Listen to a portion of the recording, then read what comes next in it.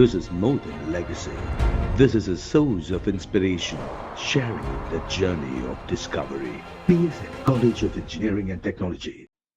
12ஆம் வகுப்பிற்கான NCERT அரசியல் அறிவியல் பாடப்புத்தகத்தில் அயோத்தி விவகாரம் தொடர்பான பாடத்தில் பல்வேறு மாற்றங்கள் செய்யப்பட்டுள்ளன. குறிப்பாக பாபர் மசூதி என்ற வார்த்தையே நீக்கப்பட்டுள்ளது.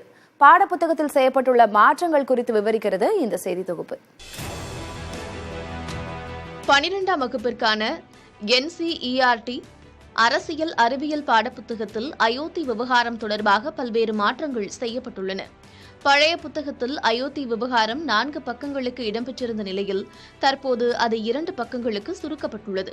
பாஜகவின் ரத யாத்திரை, மசூதி இடிப்பில் கர சேவகர்களின் பங்கு, மசூதி இடிப்பை தொடர்ந்து நிகழ்ந்த வன்முறை, பாஜக ஆண்ட மாநிலங்களில் குடியரசுத் தலைவர் ஆட்சி அமல்படுத்தப்பட்டது, அயோத்தி விவகாரத்தில் பாஜக வருத்தம் தெரிவித்தது உள்ளிட்ட பகுதிகள் நீக்கப்பட்டுள்ளன. பாபர் மசூதி என்ற வார்த்தை நீக்கப்பட்டு அது 3 குவிமாடங்களை கொண்ட கட்டமைப்பு என்று கூறப்பட்டுள்ளது. அந்த கட்டமைப்பு ராமஜென்ம பூமியில் கட்டப்பட்டதாகவும் அதன் உட்புறமும் வெளிப்புறமும் இந்து மத சின்னங்கள் கண்களுக்கு தெரியும் வகையில் இருந்ததாகவும் குறிப்பிடப்பட்டுள்ளது. அதேபோல பழைய புத்தகத்தில் பாபர் மசூதி இடிப்பிற்கு மறுநாள் உள்ள செய்தித்தாள் குறிப்புகள் இடம்பெற்றிருந்த நிலையில் அவை நீக்கப்பட்டுள்ளன. அதேபோல பாபர் மசூதி இடிக்கப்பட்ட விவகாரத்தில் அப்போதைய உத்தரப்பிரதேச முதலமைச்சர் கல்யாண் சிங் சட்டத்தின் மாட்சிமையை நிலைநிறுத்த தவறி நீதிமன்றத்தை அவமதித்து விட்டதாக உச்சநீதிமன்ற நீதிபதிகள் கூறியிருந்தனர். பழைய புத்தகத்தில் அவை இடம்பெற்றிருந்த நிலையில் அந்த பகுதி நீக்கப்பட்டு அயோத்தி விவகாரத்தில் இறுதி தீர்ப்பின் பகுதிகள் சேர்க்கப்பட்டுள்ளன. உச்சநீதிமன்றத்தின் தீர்ப்பு சமூகத்தில் பெரிய அளவில் கொண்டாடப்பட்டதாகவும் புதிய புத்தகத்தில் கூறப்பட்டுள்ளது. இந்த மாற்றம் சர்ச்சைகளுக்கு வித்திட்டுள்ளது. இது கல்வியை காவிமயமாக்கும் முயற்சி எனவும் விமர்சனங்கள் எழுந்துள்ளன.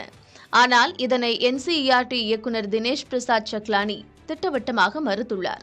பள்ளி பாட புத்தகங்களில் கலவரம் பற்றி ஏன் கற்பிக்க வேண்டும் என்று கேள்வி எழுப்பியுள்ள அவர் நேர்மறையான குடிமக்களை தாங்கள் உருவாக்க விரும்புவதாகவும் கூறியுள்ளார். அது மட்டுமின்றி நமது மாணவர்கள் வன்முறையாளர்களாக மாறும் வகையிலும் சமூகத்தில் வெறுப்பை உண்டாக்கும் வகையிலும் அல்லது வெறுப்புக்கு ஆளாகும் வகையிலும் நாம் கற்பிக்க வேண்டுமா என்று கேள்வி எழுப்பியுள்ள அவர் அதுதான் கல்வியின் நோக்கமா எனவும் வினவியுள்ளார். என்ன நடந்தது, எப்படி நடந்தது என்பதை வளர்ந்த பின்னர் அவர்கள் புரிந்து கொள்ளட்டும் எனவும் அவர் கூறியுள்ளார். மழை விட்டாலும் தூவானம் விடவில்லை என்பது போல ராமர் கோயில் கட்டப்பட்டு அயோத்தி விவகாரம் முடிவுக்கு வந்தாலும் அது தொடர்பான சர்ச்சைகள் தீர்ந்த பாடில்லை. This is more than legacy. This is a source of inspiration, sharing the journey of discovery. PSN College of Engineering and Technology.